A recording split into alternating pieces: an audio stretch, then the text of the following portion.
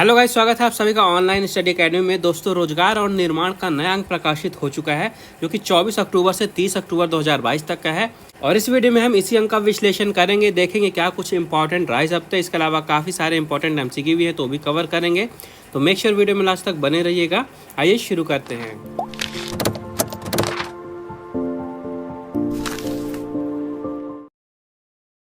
तो सबसे पहले शुरुआत करते हैं कुछ करंट अफेयर्स है, जहाँ पे सबसे पहली न्यूज़ है आईएसए यानी कि इंटरनेशनल सोलर अलायंस से। इंटरनेशनल सोलर अलायंस को ही हम अंतर्राष्ट्रीय सौर गठबंधन के नाम से जानते हैं हिंदी में। तो हाल ही में भारत को फिर से आईएसए का अध्यक्ष चुना गया है। भारत फिर से अध्यक्ष बन गया है आईएसए का। यह इंपॉर्टेंट है, भारत से रिलेटेड न्यूज़ है इसलिए। और आईएसए एक अंतर्राष्ट्रीय स्तर की एक गठबंधन है जिसके बारे में हम पढ़ेंगे अभी डिटेल में। तो जो आईएसए है, इसका जो प्रस्ताव था ये प्रधानमंत्री नरेंद्र मोदी जी के द्वारा दिया गया था पेरिस में 2015 में, और इसकी स्थापना की गई थी फिर 30 नवंबर 2015 में। ठीक है। और इसका जो मुख्यालय है, हेडक्वार्टर है, ये कहाँ पे है? ये गुरुग्राम में है, हरियाणा के गुरुग्राम में, जिसे हम पहले गुड़गांव के नाम से जानते थे। तो आईएसए का मुख्यालय गुरुग्राम में हो गया। इसकी स्थापना हुई थी 30 नवंबर 2015 में। और अभी बात करते हैं यहाँ पे मेंबर कितने हैं। तो यहाँ पे अभी 87 यानी कि 87 कंट्रीज़ जो हैं ये मेंबर हैं। ठीक है, ये आपको याद रखना है। और एक चीज़ याद रखिएगा, यहाँ के जो डायरेक्टर जनरल हैं यानी कि महानिदेशक, इनका नाम आपको याद रखना है। इनका नाम है अजय माथुर। अजय माथुर। और ये याद रखिएगा कि भारत को यानी कि हमारे इंडिया को फिर से आईएसए का अध्यक्ष चुन लिया गया है। तो ये कुछ इंपॉर्टेंट फैक्ट्स याद रखने हैं। चलिए आगे बढ़ते हैं। तो आगे यहाँ पे डिफेंस से कुछ न्यूज़ है। तो भारत ने परमाणु क्षमता से लैस पनडुब्बी आईएनएस अरिहंत से बैलिस्टिक मिसाइल का सफल परीक्षण किया है।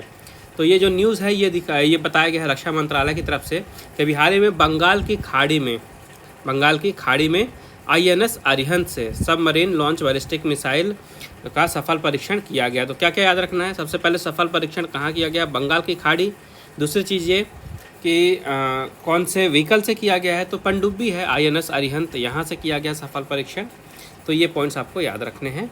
इसके बाद यहाँ पे एक रेलवे से रिलेटेड न्यूज़ है। यहाँ पे भारत में पहली बार मालगाड़ी में एल्यूमिनियम के रैक लगाए गए हैं। ये अभी न्यूज़ में दिखाया गया था कि भारत में पहली बार एल्यूमिनियम के रैक वाली मालगाड़ी दौड़ी है।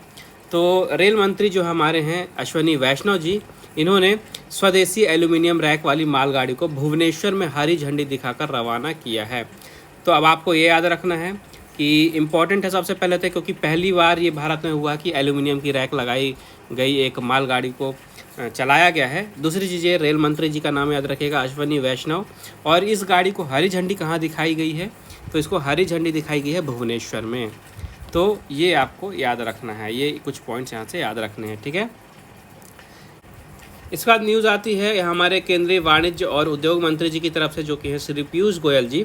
तो इन्होंने एक एक्सपोर्ट कॉन्क्लेव में इन्फॉर्मेशन दी है कि केंद्र सरकार ने 2030 तक देश का जो निर्यात है इसको $2 ट्रिलियन यानी कि लगभग 164 लाख करोड़ तक पहुंचाने का लक्ष्य रखा है। तो देखिए, इस तरह के भी क्वेश्चन पूछे जाते हैं। कभी आपसे इकोनॉमी के बारे में पूछ लेगा, कभी कार्बन उत्सर्जन के बारे में पूछ लेगा। तो जो भी टारगेट रखे जाते हैं, जो भी लक्ष्य रखे जाते हैं, उसके बारे में आपको याद रखना है। तो ये इन्फॉर्मेशन दी गई है पीयूष गोयल जी की तरफ से। सबसे पहले याद रखिए, पीयूष गोयल जी कौन है? भारत के केंद्रीय वाणिज्य और उद्योग मंत्री हैं। तो इन्होंने इन्फॉर्मेशन दी है कि जो सेंट्रल गवर्नमेंट है ये 2030 तक जो देश का निर्यात है उसको $2 ट्रिलियन करेगी, यानी कि लगभग 164 लाख करोड़ रुपए करेंगे। ये लक्ष्य रखा गया है।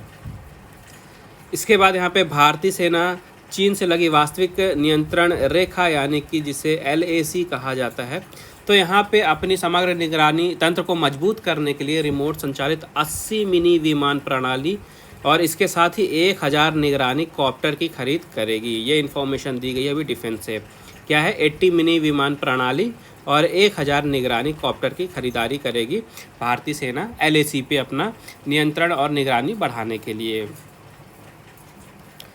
इसके बाद यहाँ पे मध्य प्रदेश से रिलेटेड न्यूज़ है। तो PMAY शहरी में जो योजना है, कंपटीशन हुआ था इसमें, तो मध्य प्रदेश को यहाँ पे बेस्ट परफॉर्मिंग स्टेट अवार्ड में दूसरा स्थान दिया गया है। कौन सी कैटेगरी है? बेस्ट परफॉर्मिंग स्टेट अवार्ड श्रेणी है। इसमें मध्य प्रदेश को दूसरा स्थान दिया गया है PMAY शहरी योजना में। तो अब मध्य प्रदेश को दूसरा स्थान मिला है, तो बात आती है पहले में कौन रहा है। तो पहले में रहा है उत्तर प्रदेश, ठीक है, उत्तर प्रदेश रहा है पहले नंबर पे, बेस्ट परफॉर्मिंग स्टेट बना है। दूसरे पे रहा है मध्य प्रदेश और तीसरे पे रहा है तमिलनाडु। तो ये पॉइंट्स आपको याद रखने हैं। तो जो अवार्ड हैं ये नगरीय विकास एवं आवास मंत्री श्री भूपेंद्र सिंह जी ने प्रदान किए हैं। आगे बढ़ते हैं। यहाँ पे 2022 का बुकर पुरस्कार दिया गया है, जो कि श्रीलंका के लेखक शेहान को दिया है। तो श्रीलंकाई लेखक है शेहान करुणातिलका, शेहान करुणातिलका। इनको उपन्यास के लिए 2022 का बुकर पुरस्कार, कौन सा पुरस्कार है, बुकर प्राइज़, बुकर पुरस्कार 2022 का दिया गया है। अब लेखक का नाम तो आपको याद रखना है, शेहान करुणातिलका। कहाँ के हैं ये, श्रीलंका के हैं, ये याद रखना है। और इनका उपन्यास का नाम, जिसके लिए इन्हें ये पुरस्कार दिया गया है, उपन्यास का नाम भी आपको याद रखना है। इनके उपन्यास का नाम था the 7 moons of Maali Almeida, the 7 moons of Maali Almeida. इस उपन्यास के लिए इन्हें इस पुरस्कार से नवाजा गया है, बुकर प्राइज़ से। और ये काफ़ी ज़्यादा इम्पॉर्टेंट प्राइज़ है। यहाँ से अगर अवार्ड्स की बात करें तो कई बार क्वेश्चन पहले भी पूछा जा चुका है और काफ़ी ज़्यादा चांसेस है कि फिर से यहाँ पे क्वेश्चन बन सकता है। तो आपको लेखक का नाम, लेखक किस देश के हैं और लेखक के पुस्तक का नाम। फिर देखते हैं चर्चा में कौन कौन रहे हैं। तो सबसे पहले है शेफाली राजदान दुग्गल। तो ये भारतवंशी हैं और हाल ही में इनको नेदरलैंड्स में अमेरिका की राजदूत नियुक्त किया गया है, ठीक है। नेदरलैंड्स में अमेरिका की नई राजदूत नियुक्त हुई हैं, कौन, शेफाली राजदान दुग्गल। और क्योंकि ये भारतवंशी हैं इसलिए इनका नाम आपको याद रखना है। इसके बाद है अपराजिता सारंगी, अपराजिता सारंगी। तो ये अंतर संसदीय संघ की हाल ही में सदस्य बनी हैं, भुवनेश्वर की हैं ये सांसद अपराजिता सारंगी। और इनको अभी हाल ही में अंतर संसदीय संघ की कार्यकारी समिति की कार्यकारी जो समिति है वहाँ पे सदस्य चुना गया है। इसके बाद है एक अभ्यारण्य जो कि लोरिस अभ्यारण्य होगा, जो आप ये पिक्चर में देख रहे हैं। इस प्रजाति को लोरिस कहा जाता है।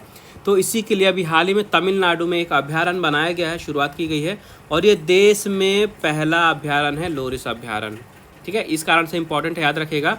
तो तमिलनाडु के कुरूर और डंडीगुल जिलों में लगभग 11,806 हेक्टेयर में देश का पहला कड़ावूर स्लाइडर लोरिस अभ्यारण्य बनाया गया है। तो इसकी जो घोषणा है ये की गई है तमिलनाडु के जो मुख्यमंत्री हैं M.K. स्टालिन जी के द्वारा।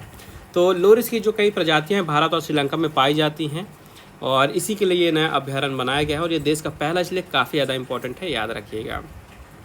फिर यहाँ पे हाल ही में वैज्ञानिकों ने लैब में एक ब्रेन सेल्स को डेवलप किया, विकसित किया, उससे रिलेटेड न्यूज़ है। तो वैज्ञानिकों ने लैब में एक ऐसा ब्रेन सेल तैयार किया है जो वीडियो गेम भी खेल सकता है। ये इसकी इम्पोर्टेंस है। ये जो ब्रेन सेल डेवलप किया गया है ये अपना वीडियो गेम खेल सकता है। तो इसे हाल ही में ऑस्ट्रेलिया की कार्टिकल लैब्स में तैयार किया गया है। इसके बाद हैं लांस क्लूजनर। तो साउथ अफ्रीका के पूर्व क्रिकेटर हैं, आप सभी को पता होगा।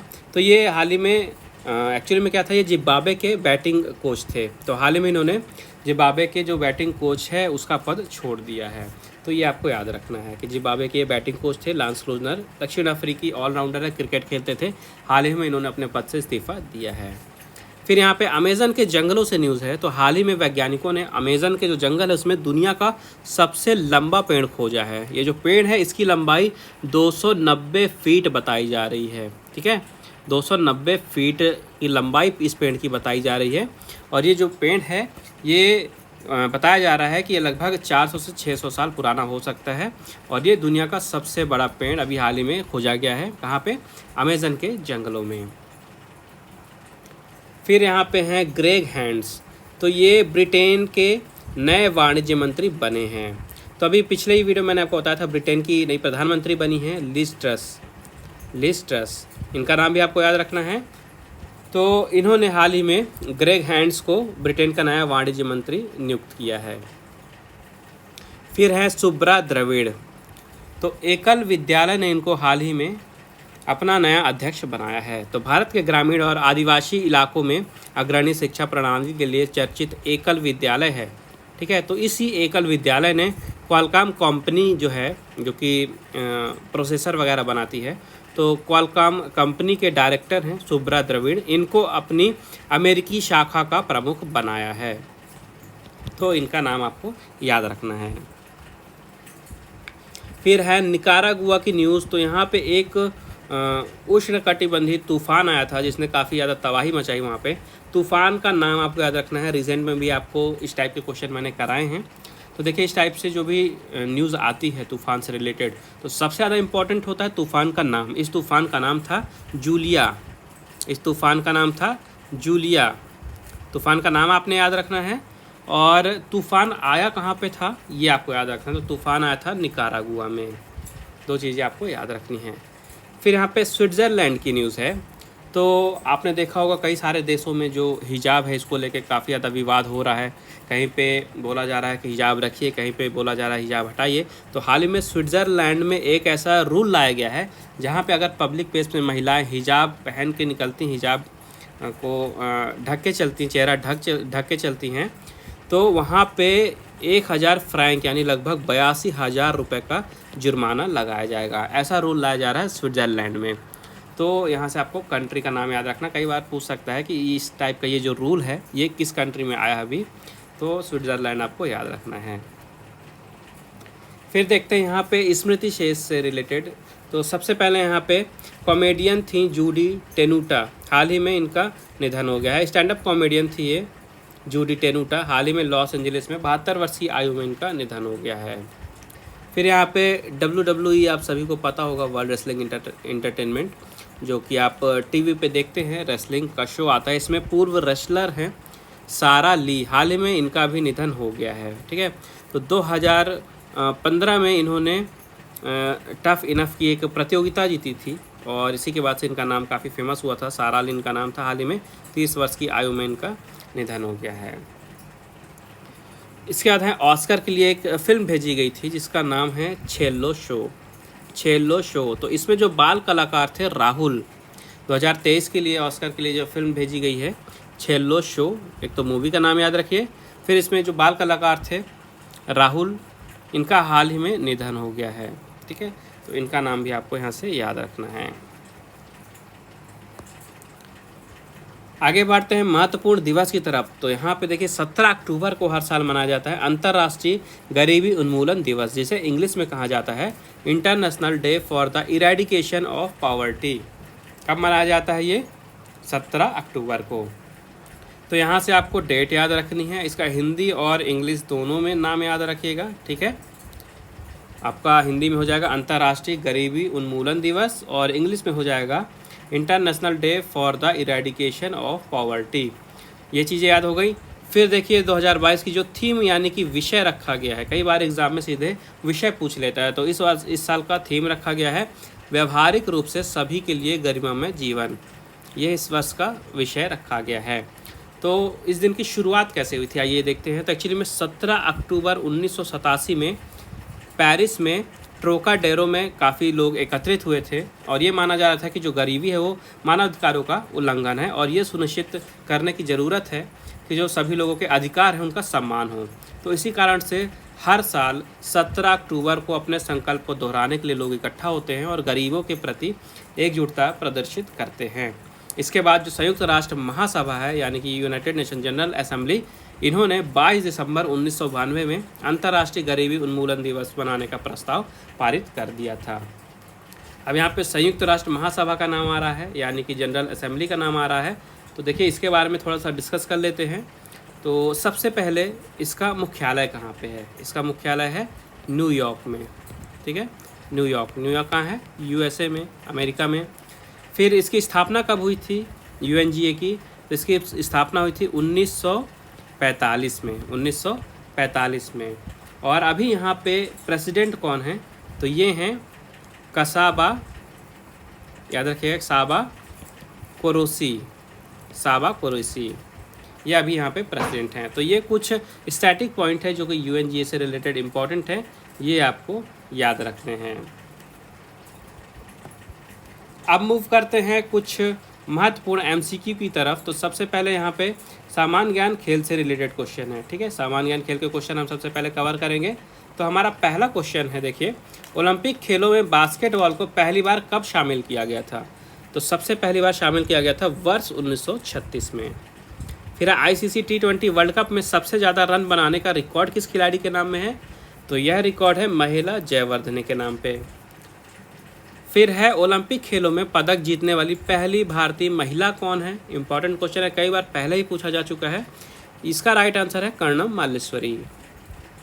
फिर इस वर्ष किस राज्य ने संतोष ट्रॉफी का खिताब अपने नाम किया है। तो ये मैंने आपको ऑलरेडी कवर कराया था। इस वर्ष केरल ने जीती है संतोष ट्रॉफी।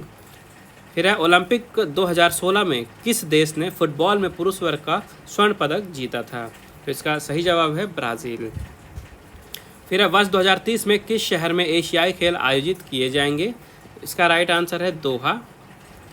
फिर है मारिन सिलिक, ये किस देश के दिग्गज टेनिस खिलाड़ी हैं। तो ये दिग्गज टेनिस खिलाड़ी हैं क्रोएशिया के।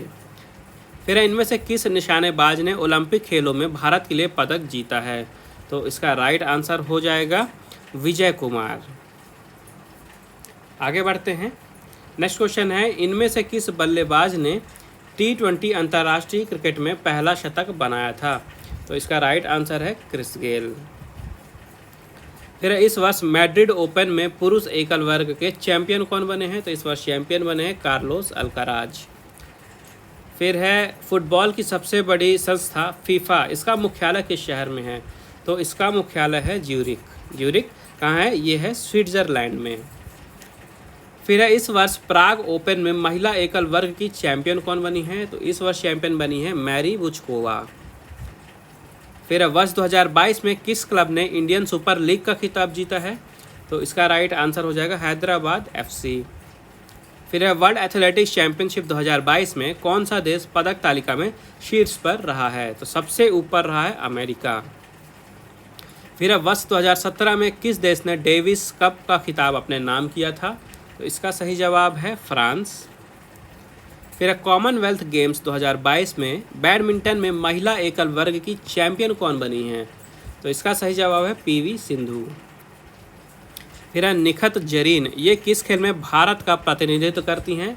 तो ये प्रतिनिधित्व करती है मुक्केबाजी में। फिर है इटली ने किस वर्ष पहली बार फीफा वर्ल्ड कप जीता था। तो इटली ने सबसे पहली बार जीता था 1934 का विश्व कप। फिर वर्ष 2009 में किस टीम ने IPL का खिताब जीता था। तो 2009 में जीती थी डेक्कन चार्जर्स, जिसे अब सनराइजर हैदराबाद के नाम से जाना जाता है। फिर राफेल नडाल ने वर्ष 2022 में कितने ग्रैंड स्लैम एकल खिताब जीते हैं। तो इन्होंने जीते हैं 2। फिर है वर्ष 2021 में किस खिलाड़ी को ICC cricketer of the year चुना गया है। तो इसका सही जवाब है शाहिन शाह अफरीदी।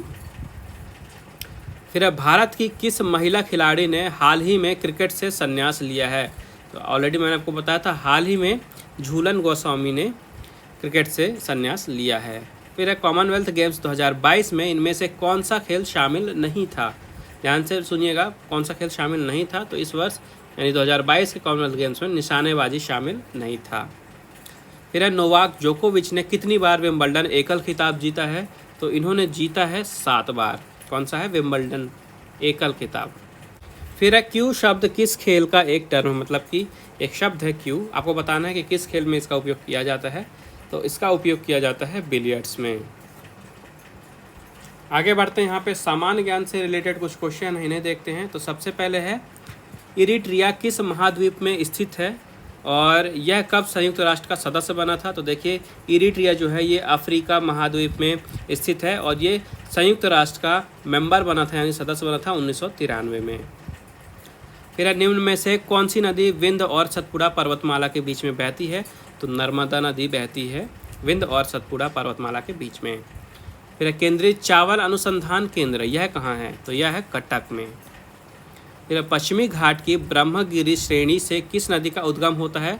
तो वहाँ से उद्गम होता है कावेरी नदी का। फिर एक ऐसी मछली जो रहती तो महासागर में है लेकिन प्रजनन के लिए जब उसका समय आता है तो ताजे पानी की धारा में चली जाती है। तो उस मछली को क्या कहते हैं, उसका नाम क्या है। उसे कहा जाता है सामन मछली। फिर है काशी लालिमा निम्नलिखित में से किसकी प्रजाति है। तो भिंडी, जिसकी आप सब्जी खाते हैं भिंडी, इसी की एक प्रजाति है काशी लालिमा।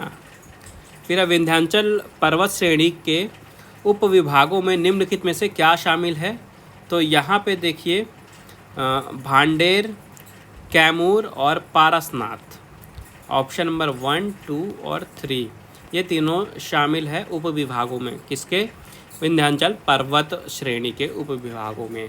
फिर है लम्हेटा हिल्स का संबंध किस जिले से है? तो इसका संबंध है जबलपुर से। फिर है निम्न में से कौन सी संसदीय समिति का अध्यक्ष निरपवाद रूप से शासक दल का होता है? तो इसका राइट आंसर है अवकलन समिति। फिर है लोकायुक्त की संस्था निम्नलिखित में से किस राज्य में सर्वप्रथम गठित की गई थी? तो सबसे पहले बनाई गई थी महाराष्ट्र में। फिर है निम्नलिखित में से परमाणु ऊर्जा केंद्र कौन सा नहीं है? 4 ऑप्शन दिए गए हैं जिसमें से चमेरा जो है ये परमाणु ऊर्जा केंद्र नहीं है।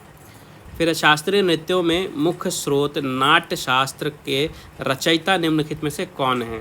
तो जो भरत मुनि हैं यह रचयिता है नाट्य शास्त्र के। फिर है प्लासी का जो युद्ध है यह कब हुआ था? तो यह युद्ध हुआ था 1757 में। नेक्स्ट है ब्रिटिश साम्राज्यवाद के दौरान आर्थिक पलायन का सिद्धांत निम्नलिखित में से किसके द्वारा प्रतिपादित किया गया था? तो यह प्रतिपादित किया गया था दादा भाई नौरोजी जी के द्वारा। फिर है टोडरमल का संबंध निम्नलिखित में से किससे था? टोडरमल का संबंध था वित्त से। फिर है भारत के गवर्नर जनरल के कार्यकाल में वायसराय की उपाधि पहली बार कब जोड़ी गई थी? तो सबसे पहली बार 1858 में वायसराय की उपाधि जोड़ी गई थी। फिर है प्राचीन संस्कृत ग्रंथों में वर्णित यवन प्रिय ये जो शब्द है इसका अर्थ क्या होता है आपको बताना है। तो इसका मतलब होता है काली मिर्च। फिर है यवनिका निम्नलिखित में से किसके लिए प्रयोग किया जाता था? तो यह पर्दा के लिए प्रयोग किया जाता था। नेक्स्ट है निम्नलिखित में से कौन सा स्थान जो है ये गौतम बुद्ध से संबंधित नहीं है? तो जो पावापुरी है यह संबंधित नहीं है गौतम बुद्ध से। फिर निम्नलिखित में से किसके द्वारा कोरोना को अंतर्राष्ट्रीय आपातकाल घोषित किया गया था?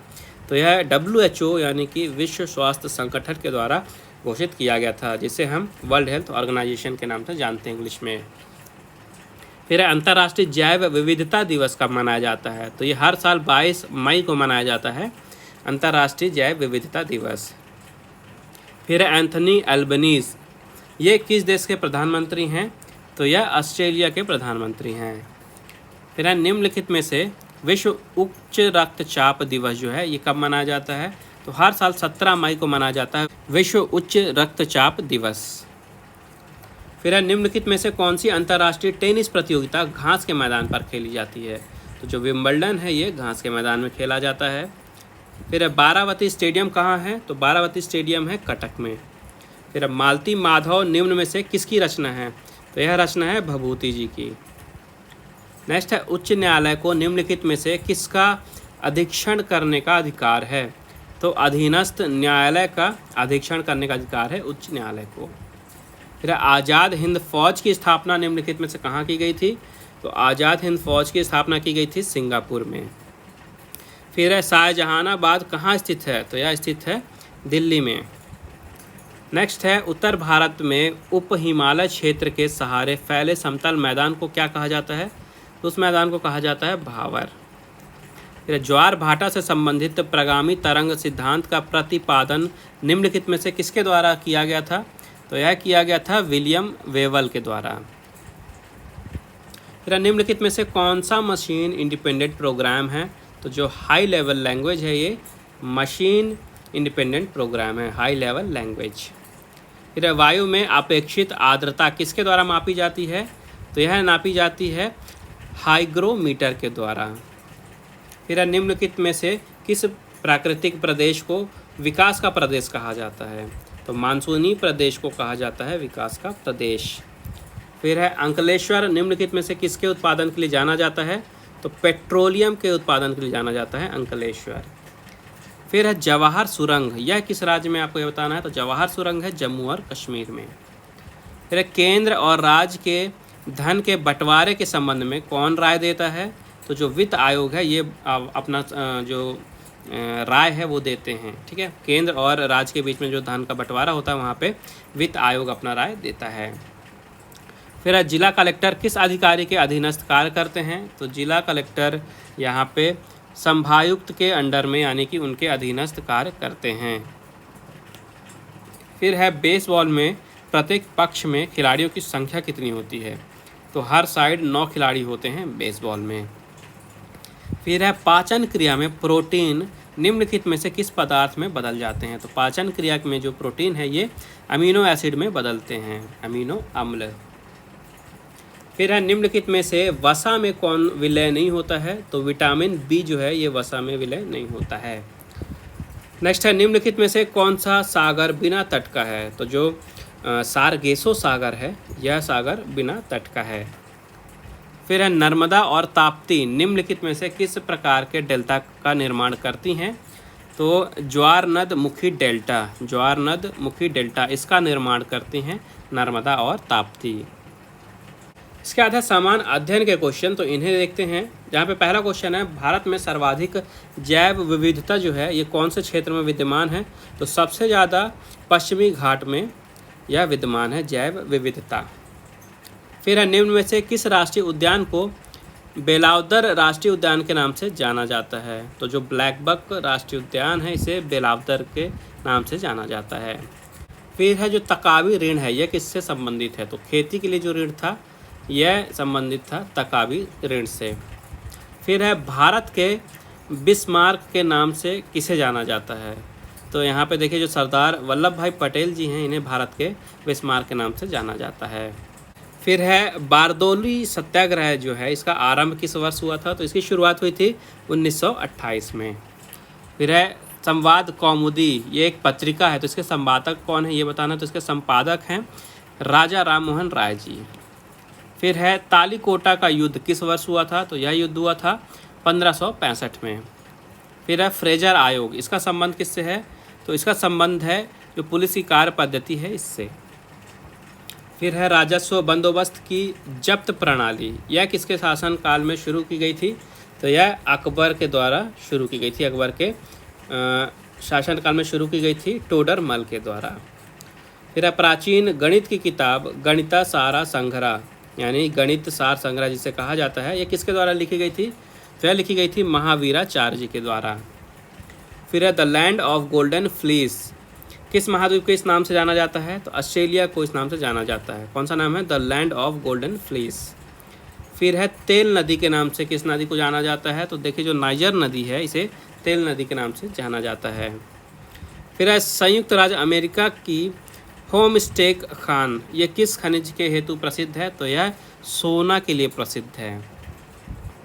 फिर है मैग्नीज की अमावा खान, यह कहाँ पे स्थित है? तो यह ब्राज़ील में है। अमावा खान किससे संबंधित है? मैग्नीज से। कहाँ पे है? ब्राज़ील में। फिर आपका करीबा बांध आपको बताना है कि किस नदी पे बना हुआ है? तो यह बना हुआ है जाम्बेजी नदी पे।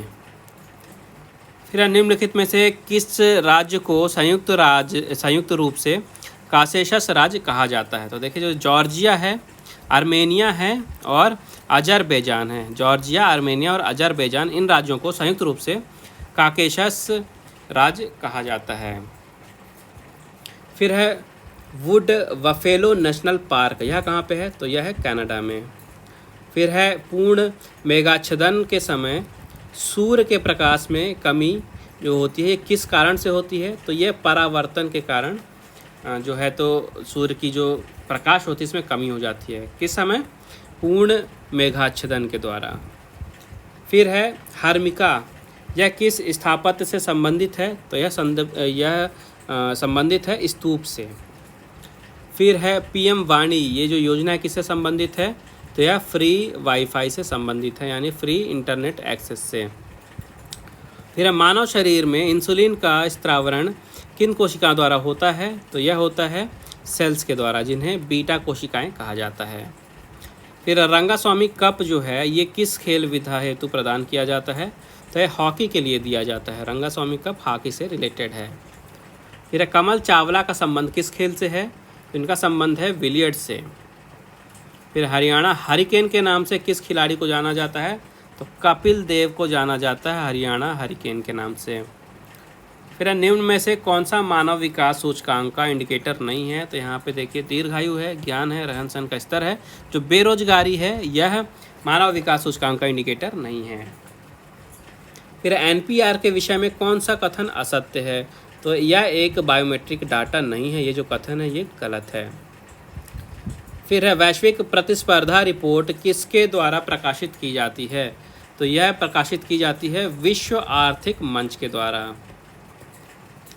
फिर है इलास्टोकैलोरिक प्रभाव। इलास्टोकैलोरिक प्रभाव, यह संबंध, इसका संबंध किससे है? तो इसका संबंध है शीतलन और प्रशीतन से। किससे? शीतलन और प्रशीतन से। फिर है निम्न में से कौन सा संगठन जो है सार्वभौमिक आवधिक का संचालन करता है? तो संयुक्त राष्ट्र मानवाधिकार परिषद जो है यह संचालन करता है सार्वभौमिक आवधिक का। फिर है निम्नलिखित में से किसके बढ़ने के साथ वाष्पीकरण की जो दर है इसमें वृद्धि नहीं होती है? देखिए, अगर आर्द्रता जो बढ़ती है तो इसके बढ़ने के साथ वाष्पीकरण की दर में वृद्धि नहीं होती है।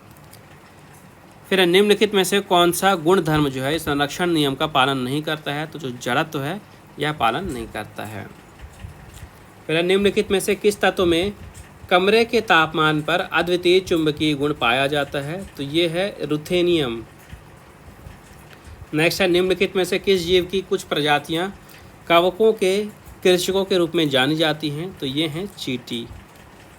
फिर है डोमिनेंट डिसऑर्डर।